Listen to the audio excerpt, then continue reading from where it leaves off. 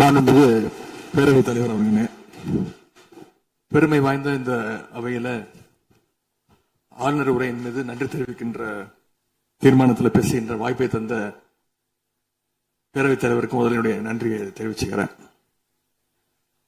அதுமாதிரி நம்முடைய மாண்பு முதலமைச்சர் அவர்களுக்கு திராவிட முன்னேற்ற கழகத்துடைய சட்டமன்ற உறுப்பினர்கள் அனைவரின் சார்பாகவும் எங்களுடைய பிறந்தநாள் வாழ்த்துக்களையும் நான் தெரிவிச்சுக்கிறேன்.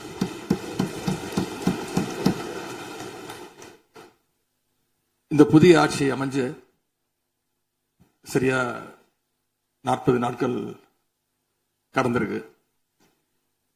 ஆளுநர் உரையின் போது நானும் எங்களுடைய சட்டமன்ற உறுப்பினர்களும் இந்த 40 நாட்கள்ல இந்த அரசு என்னென்ன பணிகள் செஞ்சிருக்கு, ஏதாவது திட்டங்கள் கொண்டு வந்திருக்காங்களா, ஏதாவது சாதனைகள் செஞ்சிருக்காங்களான்னு ஆவலோடு காத்துக்கிட்டு இருந்தோம். எங்களுக்கு வெறும் ஏமாற்றம் மட்டுமே எஞ்சியது. அப்படி எதுவுமே ஆளுநர் உரையில எங்களுடைய கண்களுக்கு படவில்லை, எங்களுடைய காதுகளுக்கு கேட்கவில்லை. ஒரு நம்பிக்கை வாக்கெடுப்பின் போது நான் பேசும்பொழுது குறிப்பிட்டு பேசினேன், ஆளுநர் வருவாரு, ஆளுநர் உரையின் மீது வந்து பேசும்போது தமிழ்தாய் வாழ்த்துக்கு முதலிடம் கொடுங்க அப்படின்னு சொன்னேன். பேரவையின் அனுமதியுடன் அலுவல் நேரம் நீட்டிக்கப்படுகிறது. அதே போல தமிழ்தாய் வாழ்த்து முதல்ல பாடப்பட்டுச்சு. உடனடியாக தேசிய கீதமும் பாடப்பட்டுச்சு. தமிழ்தாய் வாழ்த்து ஒரு முறையும் தேசிய கீதம் 2 முறையும் பாடப்பட்டுச்சு. மரபு மீறல் நடந்திருக்கு. இதுவரை கடைபிடிக்கப்பட்டு வந்த மரபை மீறி 2 முறை தேசிய கீதம் பாடப்பட்டிருக்கு. இதே கோரிக்கையை இதற்கு முன்பு இருந்த ஆளுநர் எங்களுடைய ஆட்சி காலத்திலையும் வச்சிருந்தார். ஆனா எங்களுடைய தலைவர் அப்பொழுது மிக உறுதியாக இருந்து இந்த அவையுடைய இறையாண்மையை நாங்க பாதுகாத்திருக்கிறோம். பதவியேற்பு தான் ஆளுநர் மாளிகையில நடந்துச்சு. அங்க அவர் கேட்டுக்கொண்டபடி தேசிய கீதம் வந்தே மாதரம் எல்லாம் பாடினாங்க. ஆனா இப்போ ஆளுநர் உரை மக்களால் தேர்ந்தெடுக்கப்பட்ட பிரதிநிதிகள், சட்டமன்ற உறுப்பினர்கள் நாம பணி செய்கின்ற இந்த சட்டமன்றத்துல தான் வாசிக்கப்பட்டிருக்கு. இது நம்மளோட டெரிட்டரி. இந்த நம்மளுடைய டெரிட்டரிய ஏன் ஆளுநர் கிட்ட கொடுக்கிற அளவுக்கு இங்க என்ன காம்ப்ரமைஸ் நடந்துச்சு அப்படின்னு மக்கள் கேட்க ஆரம்பிச்சிருக்காங்க. மாண்பு உறுப்பினர், ஆளுநர் உரையாற்ற வந்தபோது தமிழ்தாய் முதல்ல பாடப்பட வேண்டும் என்கின்ற இந்த அரசின் உறுதியான கொள்கையில் நாங்கள் நின்றோமா, இந்த அவை நின்றதா என்பதை நீங்க முதல்ல பார்க்க வேண்டும். நாட்டுப்பண் 2 முறை பாடியதில் என்ன தவறு என்று எனக்கு தெரியவில்லை. நாட்டுப்பண் 2ஆம் முறை பாடிய தவறு என்று நீங்கள் சொல்ல வருகின்றீர்களா? அப்படி தவறு என்றால் அது எந்த அடிப்படை தவறு என்று சொல்ல வருகிறீர்கள்? நமக்கு வேண்டியது நம்முடைய தாய்மொழிக்கு முக்கியத்துவம் தர வேண்டும், உறுதியாக நிற்க வேண்டும். இந்த அரசு எந்த சர்ச்சையும் ஏற்படுத்தாமல் நிதானமாக உறுதியாக தாய் தமிழ்தான் எங்களுக்கு அடிப்படை என்பதை வைத்து தமிழ்தாய் வாழ்த்தை பாட வைத்தார்களா இல்லையா? அந்த தமிழ்தாய் வாழ்த்தை பாட முடியாமல் வேறு விதமாக இந்த அவை திசை திருப்பப்பட்டு பல்வேறு பிரச்சனைகளுக்கெல்லாம் ஆளான காரணங்களை எல்லாம் 22ஆம் ஆண்டு பார்த்தோம், 23 பார்த்தோம், 24 பார்த்தோம், 25 பார்த்தோம், 26 பார்த்தோம். இந்த ஆண்டு தமிழ்தாய் வாழ்த்தை முதலில் பாட வைத்து தேசிய கீதத்தை 2 முறை பாடியதில் எந்த தவறும் இருப்பதாக நாங்கள் கருதவில்லை. அப்படி பாடியது தவறு நீங்களும் கருதிடக்கூடாது என்று நான் சொல்ல விரும்புகின்றேன். பேரவைத் தலைவர் அவர்களே, நாங்கள் கேட்டுக்கொண்டதுபடி தமிழ்தாய் வாழ்த்து முதல்ல ஒரு வாட்டி பாடிட்டீங்க. பொதுவா இந்த அவையில் இருக்கக்கூடிய மரபு கடந்த ஆட்சி காலங்களில் தமிழ்தாய் வாழ்த்து ஒரு முறையும் நிகழ்ச்சி முடிஞ்சோடனே தேசிய கீதம் ஒரு முறையும் தான் பாடப்பட்டு நிகழ்ச்சிகள் முடியும். ஆனா இந்த முறை நாங்கள் கேட்பது ஏன் 2 முறை தேசிய கீதம் பாடப்பட்டது அப்படிங்கிறது மட்டும்தான் எங்களுடைய கேள்வி. அப்புறம் தமிழ்தாய் வாழ்த்தையும் 2 முறை நீங்கள் பாட சொல்லி உங்களுடைய ஆளுநர்கிட்ட நீங்க ஒரு கோரிக்கை வச்சிருந்திருக்கலாம். அது இங்க பேசும்போது உறுப்பினர்கள்லாம் ஆளுநர் அவ்வளவு மகிழ்ச்சியாக இருக்கிறாங்கன்னு சொல்லி ஆளுநரை விட நீங்கெல்லாம் ரொம்ப மகிழ்ச்சியா இருக்கிறீங்க. தமிழ்தாய் வாழ்த்தை ஆளுநர் முன்னாடி நாங்க பாடி காட்டிட்டோம் அப்படின்னு பெருமை பொங்கு இங்க எல்லாம் பேசிக்கிட்டு இருக்கிறீங்க. நீங்க சொல்றத பார்த்தா தமிழ்தாய் வாழ்த்தை விட ஆளுநர் தான் உங்களுக்கு முக்கியம் அப்படிங்கிற எண்ணம் எங்களுக்கு ஏற்படுது, மக்களுக்கும் ஏற்பட்டுக்கிட்டு இருக்கு. நாட்டுக்கு தாடியும் பணித்துறை அமைச்சர். மாண்புமிகு பேரவைத் தலைவர்களே, தமிழ்தாய் வாழ்த்து எங்களுடைய முதல்வருக்கு உயிருக்கு எந்த அளவிற்கு முக்கியமோ அதே அந்த அளவுக்கு நாங்கள் முக்கியத்துவம் தருவோம். மாண்புமிகு எதிர்க்கட்சி தலைவர் அவர்கள் எதிர்க்கட்சி இல்ல அவங்களுக்கு நாங்களும் பேச விட மாட்டோம். இல்ல மாண்புமிகு நீங்க ஒத்துழைப்பு கொடுக்கலன்னா நாங்களும் பேச விட மாட்டோம். மாண்புமிகு அமைச்சர், நாங்கள் தமிழக அரசுடைய ஸ்டாண்ட நாங்க பேசுறோம். எங்களுக்கும் குரல் கொடுக்க தெரியும். இந்த அவையை மாண்பை நாங்களும் பாதுகாக்கிறோம்.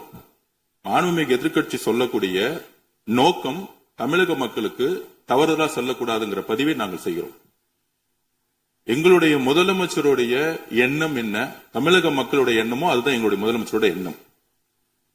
கடந்த 3-4 வருடங்களாக தமிழ்தாய் வாழ்த்து இங்க பாடப்படல. ஆளுநரை எதிர்த்தீர்கள், வெளிநடப்பை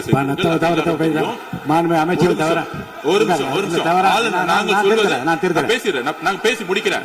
ஆளுநர் முன்பு ஆளுநர் முன்பு மாண்புமிகு அமைச்சர் அவர்கள் ஒண்ணு தமிழ்தாய் வாழ்த்து பாடப்பட்டது. இல்ல நான் சொன்னது, நான் கருத்து என்னன்னா ஆளுநர் முன்பு பாடப்பட்டது கிடையாது. அதுதான் நான் சொல்ல வரேன். நான் பேசிடுறேன். ஆளுநர் புறக்கணித்தார், அதற்கு பின்பு பாடப்பட்டது. ஒரு நிமிஷம் நான் பதிவு பண்ணி ஒரே நிமிஷம் நான் பதிவு பண்ணிடுறேன். நான் எங்களுடைய பதிவை நாங்க பதிவு பண்ணிடுறோம். அதுல சொன்ன வார்த்தைகள் எங்களுக்கு கஷ்டமா இருந்துச்சு. காம்ப்ரமைஸ்ங்கிற வார்த்தை எங்களுக்கு கடினமா இருந்துச்சு. நாங்க திருப்பியும் நாங்க பதிவு பண்ணிக்கிறோம். எந்த விதமான காம்ப்ரமைஸும் கிடையாது. தமிழ்தாய் வாழ்த்தை முதலில் பாடப்பட்டது எங்களுடைய முதலமைச்சருடைய வெற்றி, தமிழக மக்களுடைய வெற்றிங்கிறத நாங்க பதிவு பண்ணி எந்த காம்ப்ரமைஸும் இங்க நடக்கல. அதை நாங்க பதிவு பண்ணிக்கிறோம். உறுப்பினர் பிறகு தலைவர்களே, நாங்க மீண்டும் அதான் கேட்கிறோம். தமிழ்தாய் வாழ்த்து ஒரு முறை பாடிட்டீங்க, அதுக்கு வாழ்த்துக்கள். ஏன் தேசிய கீதம் 2 முறை பாடப்பட்டுச்சு? அப்ப ஆளுநர்கிட்ட நீங்க கோரிக்கை வச்சிருக்கனால நீங்க தேசிய கீதம் 2 முறை பாட பண்ணணும்னா நாங்க தமிழ்தாய் வாழ்த்து 2 முறை இல்ல 3 முறை நாங்க போடுவோம்னு சொல்லி அதை நீங்க செஞ்சு காட்டிருக்கணும். அதுதான் நான் கேட்கிறேன். உங்களுக்கு இப்ப ஆளுநர் முக்கியமா, தமிழ்தாய் வாழ்த்து முக்கியமா அப்படிங்கறத நான் இந்த அரசுகிட்ட நான் கேட்க விரும்புறேன். ஆட்டுக்கு தாடியும் நாட்டுக்கு ஆளுநரும் தேவையில்லைன்னு சொன்னவர் பேரறிஞர் அண்ணா அவர்கள். அவரை உங்க கொள்கை தலைவர் லிஸ்ட்ல அட்டாச்சும் பண்ணிருக்கிறீங்க. ஆனா இன்னைக்கு ஆளுநரை தலையில வச்சு கொண்டாடிட்டு இருக்கீங்க. நான் கேட்க விரும்புது, நீங்க எல்லாம் சேர்ந்து மாண்புமிகு எதிர்க்கட்சி தலைவர் அவர்களுக்கு ஒன்று சொல்றேன். ஆளுநருக்குரிய மரியாதை மட்டும்தான் தரப்பட்டது. யாரையும் தலையில வைத்து கொண்டாட வேண்டிய அவசியம் இந்த அரசுக்கு இல்லை. இந்த அவையை பொறுத்த வரைக்கும்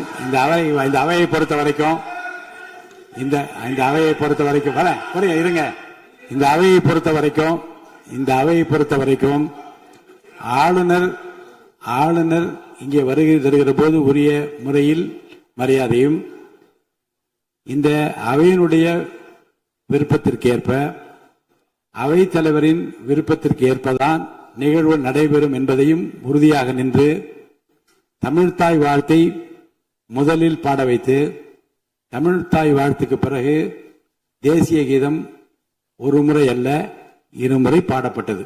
அதில் எந்த விதமான தவறும் கிடையாது. அதில் உள்நோக்கு கற்பிப்பது தவறு என்று நான் கூறுகின்றேன்.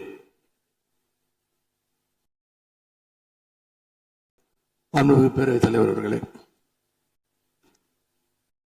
கல யதார்த்தத்துக்கும் ஆளுநர் உரைக்கும் மிகப்பெரிய வித்தியாசம் இருக்கின்றது. மிகப்பெரிய வேறுபாடு எங்களுக்கு தெரிகின்றது. ஆளுநர் உரை என்பது அரசனுடைய கொள்கைகளை, திட்டங்களை, விஷன் அண்ட் மிஷன் ஸ்டேட்மெண்ட் அப்படின்னு சொல்லுவாங்க. அதன்படி அமைந்திருக்க வேண்டும்.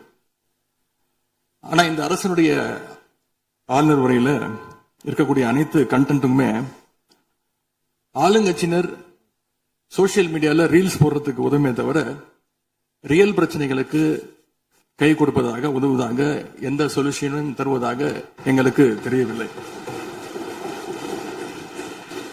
வழக்கமாக எதிர்க்கட்சி தலைவர்கள், எதிர்க்கட்சிகள் ஆளுங்கட்சிகளுடைய நிறை குறைகளை பேசுறது வழக்கம். அதுதான் எதிர்க்கட்சியுடைய பொறுப்பு, அதுதான் கடமை. ஆனா இப்ப இருக்கக்கூடிய ஆளுங்கட்சியை விமர்சனம் செய்யறதுல முந்தைய எதிர்க்கட்சிகளை விட எங்களுக்கு அதிக பொறுப்பும் அதிக உரிமையும் இருக்கு அப்படின்னு நாங்க நம்புறோம். அதுக்கு காரணம், எங்களுடைய கூட்டணி கட்சியாக இருந்து எங்களுடைய உடன்பிறப்புகளுடைய வாக்குகளை வெற்றி பெற்றவர்களுடைய ஆதரவுல தான், எங்களுடைய தயவுல தான் இன்னைக்கு இந்த அரசு நடந்துகிட்டு இருக்கு என்பதை நீங்கள் கருத்து கொள்ள வேண்டும். இன்னும் சொல்ல போனா, நாங்க இன்னைக்கு எதிர்கட்சியில் வரிசையில மட்டும் இல்ல, ஆளுங்கட்சி வரிசையிலும் எங்களுடைய வாக்குகள் அமர்ந்திருக்கு. ஆனால் நான் மீண்டும் ஏற்கனவே சொன்னது மாதிரி, நாங்க வெறும் எதிரி கட்சியாக இல்லாமல் ஒரு ஆக்கப்பூர்வமான எதிர்கட்சியாக செயல்பட விரும்புகின்றோம். அந்த நிலைமையில இன்னைக்கு பல்வேறு பிரச்சனைகளை எடுத்து வைக்க விரும்புகின்றேன். முதல்ல, கடந்த 2 மாதங்களாக எங்களுடைய வேண்டுகோளை ஏற்று கலைஞர் மகளிர் உரிமை தொகையை 15ஆம் தேதி கரெக்டா மகளுடைய அக்கவுண்ட்ல போட்டதுக்கு எங்களுடைய நன்றியை நாங்க தெரிவிச்சுக்கிறோம். அதே போல எங்களுடைய தலைவர் அவர்களால் தொடங்கப்பட்ட முதலமைச்சர் காலை உணவு திட்டம் 1ஆம் வகுப்பிலிருந்து 5ஆம் வகுப்பு வரைக்கும் நாங்கள் கொடுத்துட்டு இருந்தோம். அதை வர செப்டம்பர் மாதத்திலிருந்து தந்தை பெரியாருடைய பிறந்த நாள்ல இருந்து 8ஆம் வகுப்பு வரைக்கும் நீங்க நீட்டிக்க போவதாக செய்திகள் பார்த்தேன். எனவே எங்களுடைய திட்டத்தை நீங்கள் இன்னைக்கு எக்ஸ்டெண்ட் பண்ணிருக்கிறதுக்காக மீண்டும் எங்களுடைய பாராட்டுகளையும் நன்றிகளையும் முதல்ல நான் தெரிவிச்சுக்கிறேன். ஆனா எங்களுடைய முதலமைச்சர் அவர்கள் தொடங்கின நான் முதல்வன் திட்டத்தை நீங்க முடக்கிற முயற்சியில இறங்கியிருக்கீங்கன்னு கேள்விப்பட்டோம். தமிழ்நாட்டில் இருக்கக்கூடிய ஒவ்வொரு இளைஞர்களும் அவங்களுடைய துறைகள்ல நான் முதல்வன் அப்படின்னு உருவாகணும்னு தான் எங்களுடைய தலைவர் இந்த திட்டத்தை கொண்டு வந்தாங்க. இந்த நான் முதல்வன் திட்டத்தில் மட்டும் பாத்தீங்கன்னா கடந்த 4 வருடங்கள்ல 41 லட்சம் மாணவர்கள் இதுல டைரக்டா பெனிஃபிட் அடைஞ்சிருக்கிறாங்க. நான் முதல்வன் திட்டத்தின் மூலம் பள்ளிக்கூடம் செல்கின்ற மாணவர்களுக்கு அடுத்து அவங்களுடைய ஹையர் ஸ்டடிஸ் என்ன, எப்படி படிக்கணும், எந்த கோர்ஸ் எடுக்கணும் அப்படின்னு அவங்களுக்கு கைடன்ஸ் கொடுத்துருக்கிறோம். அதே மாதிரி உயர்கல்வி படிக்கின்ற மாணவர்களுக்கு எங்க போய் வேலைக்கு சேரணும், அவங்களோட எம்ப்ளாய்மெண்ட் ஸ்டெபிலிட்டியை நாங்க ஸ்ட்ரென்த் பண்ணிருக்கோம். முக்கியமா நான் முதல்வன் திட்டத்தின் மூலமா யூபிஎஸ்சி மாதிரியான சிவில் சர்வீசஸ் தேர்வுக்கு தயாரிக்கின்ற மாணவர்களுக்கு ஹாஸ்டல் வசதியோட பயிற்சியும் வழங்கப்பட்டிருக்கு. பிரிலிம்ஸ் தேர்வாளர்களுக்கு மாசம் 7,500 ரூபாய், மெயின்ஸ் தேர்வாளர்களுக்கு மாசம் 25,000 ரூபாய் கல்வி ஊக்கத்தொகையை இந்த நான் முதல்வன் திட்டத்தின் மூலம் எங்களுடைய அரசு கொடுத்துச்சு. அது மட்டும் இல்ல, டெல்லிக்கு இன்டர்வியூக்கு போயிட்டு வர்றதுக்கு அவங்களுக்கான போக்குவரத்து கட்டணத்தையும் அந்த செலவையும் அரசே ஏற்று இருக்கு நான் முதல்வன் திட்டத்தின் மூலமாக. சென்ற ஆண்டு மட்டும் தமிழ்நாட்டில் இருந்து யூபிஎஸ்சி கிளியர் பண்ண 60 பேர்ல 56 மாணவர்கள் இந்த நான் முதல்வன் திட்டத்தின் மூலம் பயன்பெற்றவங்க. அதுல நான் இன்னும் குறிப்பிட்டு சொல்லணும்னா, ஆல் இண்டியா லெவல்ல 2nd பிளேஸ் பிடிச்ச சகோதரி ராஜேஸ்வரி நான் முதல்வன் திட்டத்தில் பயன்பெற்றவங்க. இப்படிப்பட்ட நான் முதல்வன் திட்டத்தை கைவிட வேண்டிய அவசியம் என்ன அப்படிங்கறது முதலமைச்சர் அவர்கள் தன்னுடைய பதிலுரையில கூற வேண்டும்னு நான் விருப்பப்படுறேன்.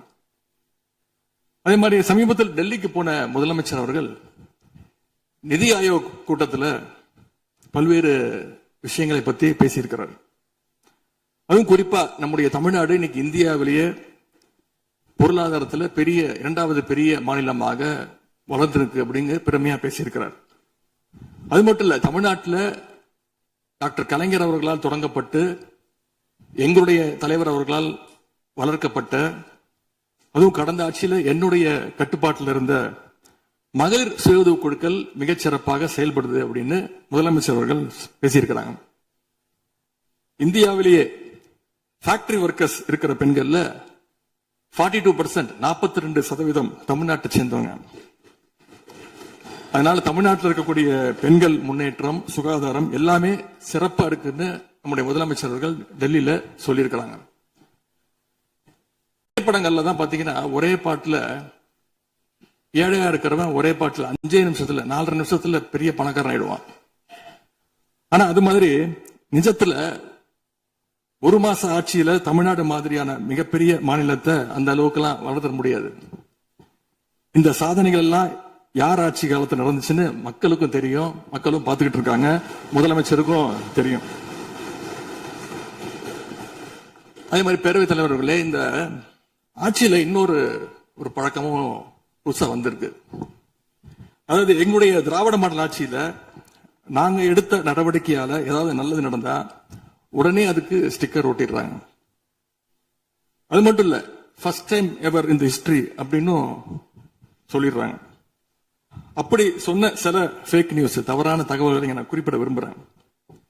பஸ்ல மூத்த குடிமக்கள் கட்டணமில்லா பயணம் மேற்கொள்ள, மூத்த குடிமக்கள் பள்ளி மாணவர்கள் அவங்க எல்லாம் கட்டணம் இல்லாம பயணம் மேற்கொள்ள இந்த ஆட்சியில தான் முதல்ல அந்த திட்டம் கொண்டு வரப்பட்டது அப்படின்னு ஃபேக் நியூஸ் பரப்பிட்டாங்க.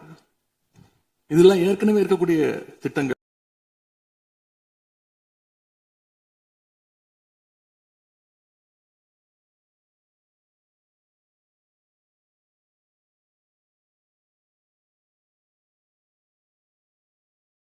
எங்களுடைய ஆட்சியில கொண்டு வரப்பட்ட திட்டங்கள். அது மட்டும் இல்ல, அரசு பள்ளியில வழங்கப்படுகின்ற ஸ்கூல் பேக்ல முதலமைச்சரோட புகைப்படம் இல்லாம இப்பதான் முதல்ல வழங்குறோம் அப்படின்னு, ஃபர்ஸ்ட் டைம் இந்த ஹிஸ்டரி அப்படின்னு ஒரு டேக் போட்டு ஃபேக் நியூஸை தொடர்ந்து பரப்பிட்டு இருக்கிறாங்க. இதெல்லாம் எங்களுடைய திராவிட முன்னேற்ற கழகம், எங்களுடைய திராவிட மாடல் அரசுல எங்களுடைய முதலமைச்சர் கொண்டு வந்த திட்டங்கள். இப்படி இவங்க ஸ்டிக்கர் ஒட்டின லிஸ்ட் மிகப்பெரிய லிஸ்ட். ஒரு முக்கியமான விஷயம் பத்தி இந்த நேரத்தில் பதிவு செய்ய விரும்புறேன். அறநிலையத்துறையின் அசையும் மற்றும் அசையா சொத்துக்களின் வருவாய் அதன் புனிதமான நோக்கத்திற்கு மட்டுமே பயன்படுத்தப்படும் அப்படின்னு ஆளுநர் உரையில இடம்பெற்றிருக்கு. இந்த கருத்தை பார்க்கும் பொழுது அறநிலையத்துறையே இருக்கக்கூடாது அப்படின்னு சொல்ற பாஜகவுடைய குரலாகத்தான் தாவேக அரசும் சொல்லுதா அப்படிங்கிற சந்தேகம் எங்களுக்கு வருது. பாஜகவும் வலதுசாரிகளும் சொல்றது இதுதான், அறநிலையத்துறை பள்ளி கல்லூரிகளை நடத்தக்கூடாது, அறநிலையத்துறை பள்ளி கல்லூரிகள் நடத்தக்கூடாது அப்படின்னு சொல்லிட்டு இருக்கிறாங்க. இதுக்காக வழக்கும் தொடர்ந்து இருக்கிறாங்க. இந்த நிலைப்பாடு திருமண மண்டபங்கள் வணிக வளங்களோடு நிற்குமா, இல்ல கல்வி நிறுவனங்களுக்கும் இந்த கண்டிஷன்ஸ் அப்ளை செய்யப்படுமா? மாண்புமிகு அறநிலையத்துறை அமைச்சர்கள். மாண்புமிகு பேரவைத் தலைவர் அவர்களே,